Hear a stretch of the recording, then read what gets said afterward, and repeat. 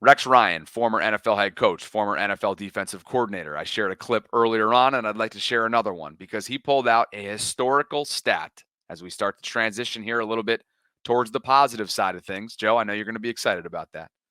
I'm only messing with you. But Rex Ryan had this to say about what the Ravens have accomplished so far through 5 weeks on the ground, and this is insanity. Listen to this. Beat Cincinnati at their absolute best. Joe Burrow was. That's a good point. He was on the heater. Joe Burrow was on the amazing. field. Like, and Lamar was an MVP. Like, you can't just be good. You got to be great.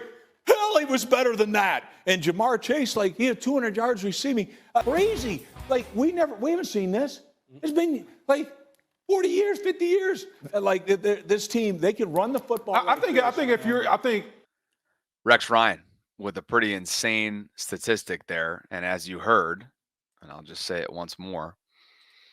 Actually, he got the statistic wrong. So let me just do this. Why don't we do this? Let's pull this up here. Okay. So at the end here, the third largest differential in rush yards by a team and opponent through 5 games since 1933 at plus 754. The Ravens are running their opponents out of these stadiums. And by the way, Joe, thank you. You're a good man. You don't have to donate. I don't want to pressure you into donating, but if you're asking, you can always do so through Venmo, Cash App, the YouTube Super Chat feature, number of other avenues. Appreciate you for being here. This Ravens rushing attack is no joke. On what felt like a light day, 175. The Ravens still get 15 carries for 92 yards from number 22. And the best part about it, as I do a little bit of math, let's do a little bit of math. 92. I said this statistic last night, but I just can't remember what it was. It was either 41 or 42. 92 minus 51. 41. Derrick Henry had 41 rushing yards entering overtime. Finishes the game with 92 because of that 51-yard burst. And he saw grass. You better believe he saw grass. He saw daylight. And he took advantage of it and put Justin Tucker and company in a position to win the game with a chip shot. Just an improbable victory. But what I'm getting at here, I think, is an important point about the concoction of this team, the makeup of it. There's going to be other teams that try their damnedest to do what Cincinnati did through 4 quarters. Stack the box, stay stout, up front, ensure that you take Derrick Henry out, right? Rushing lanes have to be up to par, right? Gap integrity, everything that goes into stopping the run and stopping King Henry.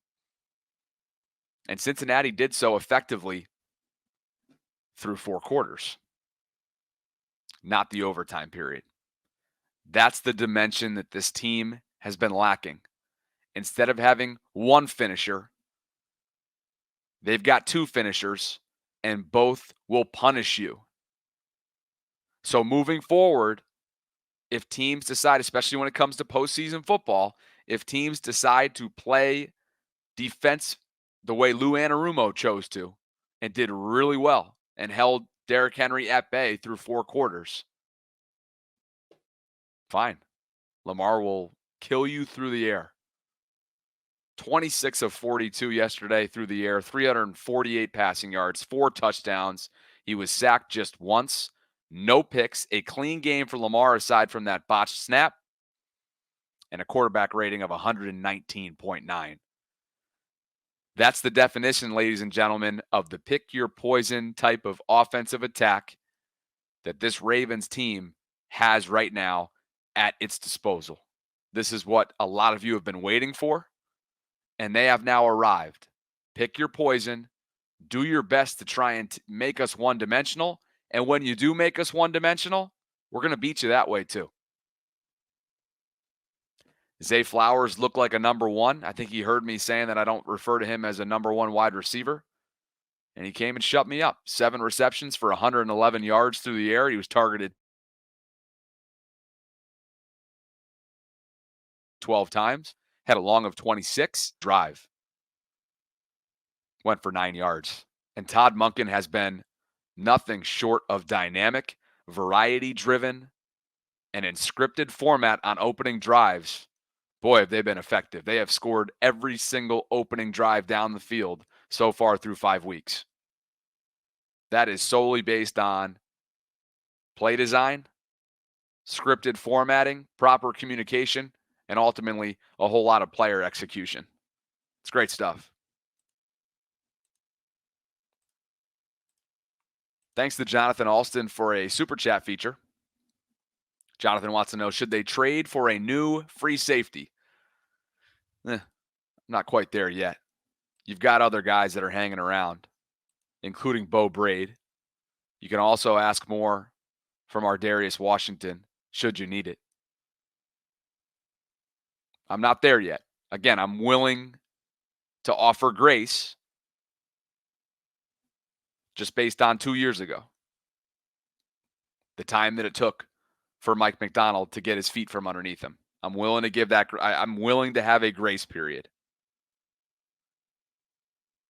Former NFL QB Chase Daniel, who's on the new show, The Facility. We've had some fun with The Facility in recent weeks, haven't we? There wasn't a whole lot of fun to be had today because they all sang Lamar's praises. What a shock. We'll have some fun with Nick Wright in just a few short minutes, though. I promise you that. And by the way, we're 30 minutes into the stream. Hope you guys are enjoying the content. Subscribe to the channel if you haven't already done so. Please like the video if you're here and you're enjoying it.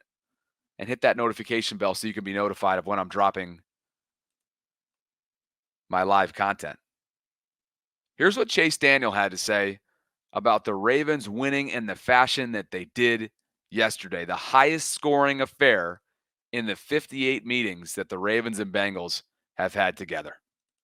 It's proved to me that they are a top contender in the AFC. I don't care about the first game. They didn't know their identity versus the Chiefs, right? That's who everyone's going toward, the AFC. They didn't know their identity. Now they know their identity. They're running the football, but, you know, we call Josh Allen Superman. Lamar Jackson can't be Superman when Superman is needed. And they proved that they can win shootouts.